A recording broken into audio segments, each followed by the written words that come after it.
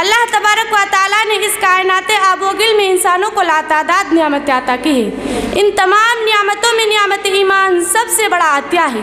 تمام نعمتیں باقی رہیں اور ایمان ہی نہ ہو تو کیا نعمت جملہ بے سود ہے، اور ایمان باقی رہے تو دنیا و آخرت دونوں بہشت ہے۔ اس نعمت عظمیٰ یعنی ایمان کا کھو دینا ایک بڑا خسارہ اور عظیم فتنہ ہے جو کفر، شرک، لادینی، لامذہبی، ادھرمی یا الحاد تک کے راستے کو کھول دیتا ہے۔ شرعاً اسلام قبول کرنے کے بعد دین سے بیزار ہو جانا یا اسے قولی، فعلی، عملی طور پر چھوڑ دینا ارتداد کہلاتا ہے۔ مرتد کے بارے میں ارشاد ربانی ہے، وَمَن يَرْتَدِدْ مِنْكُمْ عَنْ دِينِهِ فَيَمُتْ وَهُوَ كَافِرٌ فَأُولَٰئِكَ حَبِطَتْ أَعْمَالُهُمْ فِي الدُّنْيَا وَالْآخِرَةِ وَأُولَٰئِكَ أَصْحَابُ النَّارِ هُمْ فِيهَا خَالِدُونَ۔ اور جو شخص دین سے پھر جائے اور اسے اسی حال میں موت آ جائے تو اس کے سارے اعمال برباد ہو جائیں گے۔ میری پیاری بہنوں، آج ملک کے طول و عرض میں ایک منصوبہ بند سازش کے تحت ارتداد کی لہر دوڑائی جا رہی ہے۔ بھگوا لوٹ ریپ کا فندہ ڈال کر دین و ایمان پر حملہ ہو رہا ہے۔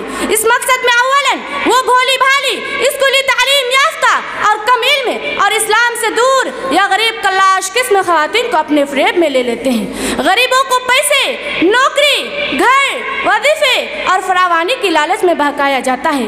ہر دن تبدیلی مذہب کی روح فرسا خبریں سامنے آ رہی ہے۔ اخبار کی سرخیاں خون کے آنسو رلا دیتی ہے۔ کہیں کنواری لڑکیوں کے معاملے ہے تو کہیں شادی شدہ شوہر صاحب اولاد خواتین کے اترنگے کارنامے سامنے آتے ہیں۔ انگریزی اخبار ٹائمز آف انڈیا کی رپورٹ کے مطابق پچھلے 3 سالوں میں 40,000 سے زیادہ مسلم بچوں نے غیروں سے شادیاں رچائی ہے۔ کیا یہ غیرت کو جھنجھوڑنے والی بات نہیں ہے کہ کل کو جو رب کے سامنے سجدہ ریز ہو رہی تھی آج غیر اللہ کے سامنے ماتھا ٹیک رہی ہے؟ یہ ہماری نادانی اور کچھ فہمیوں کا ثمرہ ہے۔ ہم دشمنان اسلام کے فریب کو سمجھ نہیں پا رہے ہیں۔ پہلے آپ کی جان کے دشمن پھر آپ سے آپ کا دین و ایمان چھیننا چاہتے ہیں۔ وَلَا يَزَالُونَ يُقَاتِلُونَكُمْ حَتَّى يَرُدُّوكُمْ عَنْ دِينِكُمْ۔ اور کافر تم سے ہمیشہ سے لڑتے رہیں گے یہاں تک کہ وہ تمہیں تمہارے دین سے پھیر دیں گے۔ یہ ایک شریعتر ہے، سازش ہے، پیترا ہے۔ یہاں ہم خواتین کو ہوشیاری اور ذکاوت فہمی سے کام لینا ہوگا۔ کیا ہم اس قدر بے مول اور بے وقات ہیں کہ کوئی بھی استعمال کر جائے؟ نہیں، ہماری عظمت و تقدس کا ہمیں خبر نہیں۔ حدیث ہمیں سکھلاتی ہے، الدنیا متاع و خیر متاع الدنیا المرأۃ الصالحہ۔ ہم تو دنیا کی سب سے قیمتی متاع ہیں، پھر کیوں بے وزن معلوم ہوتی ہے؟ میری پیاری بہنوں، کیوں ہم ان غیروں، بے دینوں، ناپاکوں اور ادھرموں کے شکار بنے؟ کیوں ہم ان سے محبتوں کے نین مٹک کے کھیلے؟ کیوں ہم ان کے دامنوں کے آرزوؤں کے اپنے خواب سجوئے؟ کیا ہمارا دل اتنے بھی بے قابو ہے کہ اچھل کر نجس سواروں کے شہ سوار بن جائے؟ کیا ہماری نسوان نازک عفتوں کا پردہ اس قدر خفیف ہے کہ بنا غور و تعمق کے کسی بھی دریچے میں جھل جائے؟ شریعت کا اصول یاد رکھو، وَلَا تُنْكِحُوا الْمُشْرِكِينَ حَتَّى يُؤْمِنُوا وَلَا عَبْدٌ مُؤْمِنٌ خَيْرٌ مِّن مُّشْرِكٍ وَلَوْ أَعْجَبَكُمْ۔ بھلے ہی کوئی غیر مسلم زبان و بیان، قول و لسان، علم و گیان میں کتنا ہی اچھا انسان ہو، اس سے نکاح کرنا جائز نہیں یہاں تک وہ مومن ہو جائے۔ ساتھ ہی ایمان کا سودا کرنے والے یہ بھی یاد رکھے، وَمَن يَبْتَغِ غَيْرَ الْإِسْلَامِ دِينًا فَلَن يُقْبَلَ مِنْهُ وَهُوَ فِي الْآخِرَةِ مِنَ الْخَاسِرِينَ۔ اور جو شخص اسلام کے سوا کسی دوسرے دین کو اختیار کرے گا وہ دین ناقابل قبول ہے۔ دین و ایمان کے پاس بانو، آج ہماری اولاد اپنی عصمت اور دین کو ذبح کر رہی ہے۔ یہ تمہاری غیرت کو للکار رہی ہے۔ جس اسلام نے انہیں تحفظ بخشا تھا آج اسی کی بھینٹ چڑھا رہی ہے۔ یہ اپنی محبت، چاہت، عفت، عصمت کے راستے، ارتداد کے راستے اپنا رہی ہے۔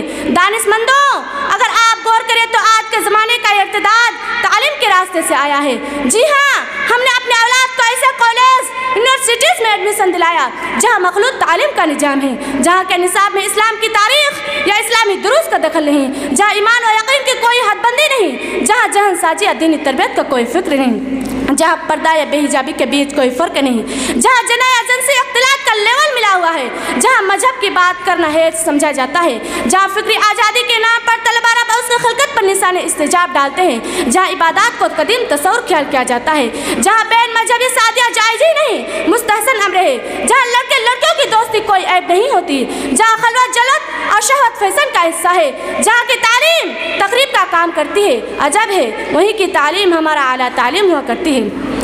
اللہ جانے یہ سانحہ کیوں ہے، اللہ جانے ہم پہ اتنی غفلت کیوں ہے۔ ہماری بہنیں اسکول کالج میں سائنس پڑھ رہی ہے یا فحاصی پڑھ رہی ہے، نہ جانے وہ وہاں میتھے मैथमेटिक्स या फिजिक्स से पढ़ रही है या कुफ्र और फिस्क पढ़ रही है, नहीं मालूम ये दिन बेजारी की बौछार किस फलक से बरस रही है। रब जाने ये लाशऊरी के थप्पड़े किस समंदर से आ रहे हैं। क्या ये तालीम ताफुज दीन है? अकबर इलाह आबादी ने कहा था। यूँ कत्ल से बच्चों को बदनाम ना होता, यूँ कत्ल से बच्चों को बदनाम ना होता, अफसोस के फिरौन को कॉलेज की ना सूझी।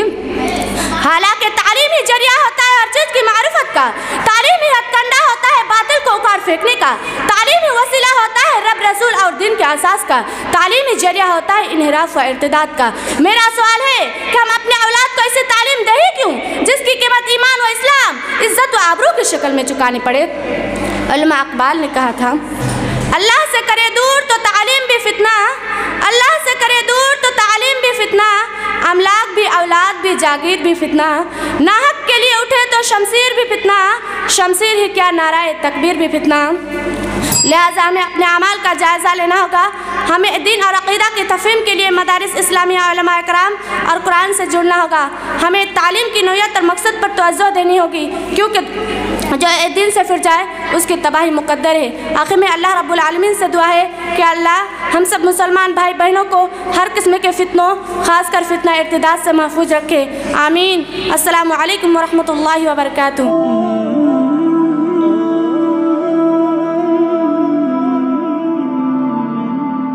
Oh